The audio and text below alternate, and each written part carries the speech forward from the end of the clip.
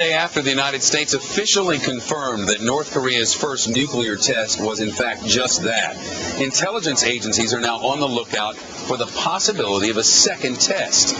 The U.S. now reports another test would be considered a belligerent act. Joining us now from Washington, the senior national analyst for the Center for American Progress, Andrew Grotto. That senator, nonpartisan in its ways. Now, if you say, all right, well, next time, North Korea, we're going to get you. But for 20 years, we've been saying to North Korea, don't do it, North Korea, don't do it, North Korea, don't do it, North Korea. Now they did it. So who's to believe anything we have to say? Well, I think, we need to let the sanctions that the UN passed last week run their course for a little while. Let the North Koreans sweat for a little while. Those sanctions cut off the hamburger and cognac fund for Kim Jong-il. They rather prohibit any trade with North Korea in major weapon systems and weapons of mass destruction. Well, they prohibit all of that. But I happen to remember an oil for food program back during Iraq, which was supposed to trade oil for food for starving Iraqi people. That never worked. I happen to remember all sorts of trade embargoes that never worked. I happen to remember ones that are going on down in Cuba, which don't work. What's to suggest to us that any of this is going to work? Well, take Iraq, for example. The oil for food program certainly had its flaws. I mean, there were people who took advantage of that system. Flaws? But Shep, flaws? I mean, that was the understatement of the day. No, but Shep, well, let's face the reality here, though. Saddam Hussein did not acquire weapons of mass destruction. In that respect, they worked. Now, they were not perfect, but they achieved that objective, which I think we should not discount. In the case of North Korea, I agreed. Sanctions are not enough. They can get North Korea back to the bargaining table, I think, or there's a possibility, but they can't guarantee that. But, here's my question, and has been with North Korea all along. North Korea's had this capability for a while. What's North Korea's real goal? Is the dear leader trying here to save his regime, as it were, by trying to draw the United States into some sort of one-on-one talks? Because if he does that, then later on he can't say, well, this is China's fault because he wants to be buddies with China. He can just blame it on the United States.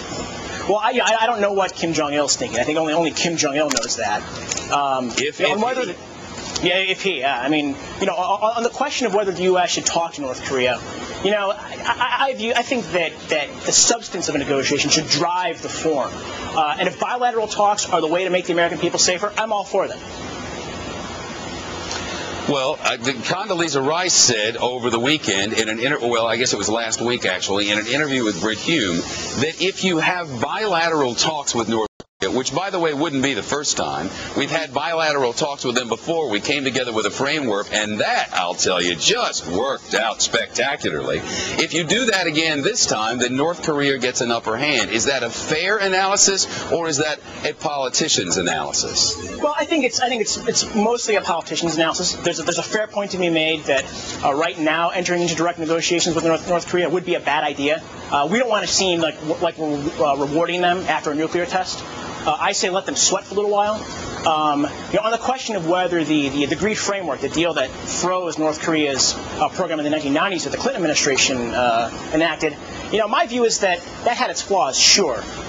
We knew North Korea was going to cheat the United States. That's why we had verification measures in there. We caught them. Right. During that period, North Korea did not produce any plutonium for bombs. The plutonium it did produce happened during the first Bush administrations or during the current Bush administration. Now, I don't want to tell me if this is a fair... I'm sorry, there's a sat delay and it makes it difficult. But before we get out of time, what you're about to do, is it fair to look back to the days before the war with Iraq and all of us hearing, well, they have weapons of mass destruction, they're a threat to the world, they're a threat to their neighbors, and later on we found out, well, they were under containment. Is it fair to wonder now if the same sorts of things that were being said to us then are being said to us now, or are we talking about apples and oranges? Because they said at the time, we have to stop him before he gets a nuke. Now we know this guy has a nuke, and nobody's really moving in to stop it. Mm-hmm. Well, I think we have to step back and ask, what we basically face are a series of bad options here. And I think the Bush administration's task... Well, that's comforting. Well, yeah, unfortunately, why sugarcoat it? That's the reality. And I think that the point we're reaching now is the need to pick the least bad option. I think the current path the president is on, believe it or not, is the right one. The sanctions, I think, are spot on. I think that's a way to get North Korea to come back to the bargaining table. I do think eventually, though, that we will have to address security issues that drive North Korea's nuclear program. I think that the American people and the peoples of East Asia would be safer if we said to the North Koreans, we'll guarantee your security, we won't attack you if you address our security demands. And, of course, the question is, will they all play along? Because the truth of the matter is the sanctions that the United States wanted and some of the United States allies wanted did not come through. And have they said, yes, it's better than nothing? Brent Hume said the other day, is it perfect? No, but it's better than nothing, and nothing is what we had before. Very good of you to be here with us today. Andy Grotto, great to see you. Coming up live from Studio B in